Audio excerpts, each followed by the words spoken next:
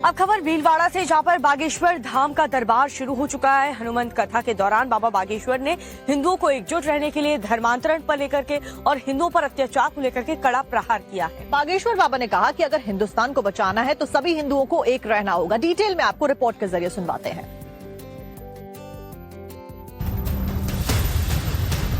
राजस्थान की जमीन से पंडित धीरेन्द्र शास्त्री ने हिंदुओं से एकजुट होने का आह्वान किया है।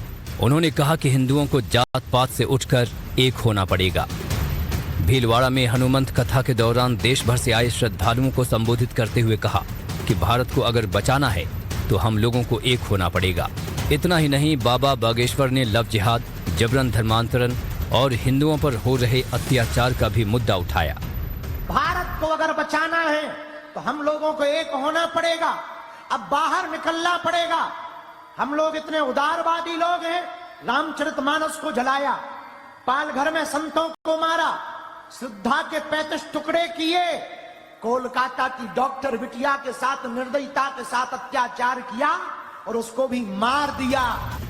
तो वहीं बाबा बागेश्वर ने एक बार फिर दोहराया कि प्रयागराज महाकुंभ में गैर सनातनियों की दुकानें नहीं लगनी चाहिए।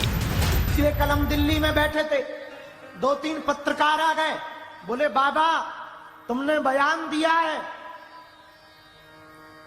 कि प्रयागराज के कुंभ में गैर सनातनियों की दुकानें नहीं लगनी चाहिए। हमने कहा भाई साहब हमने क्या गलत कह दिया? मक्का मदीना में हमारे हिंदुओं की दुकानें वो लगवा दी। इतना ही भाईचारा बनाना है, वहां हमारे हिंदू भी तो गरीब हैं, उनकी मजार के सामने लगवा देवे।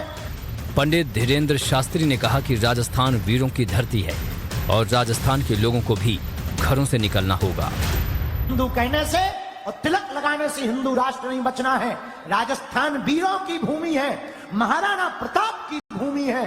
अब राजस्थान के लोगों को भी घर से बाहर निकलना पड़ेगा और होने वाली सनातन हिंदू एकता पद यात्रा को हम जहां हैं वहीं से सफल बनाना पड़ेगा। तब इनको पता लगेगा हम भी किसी से कम नहीं हैं।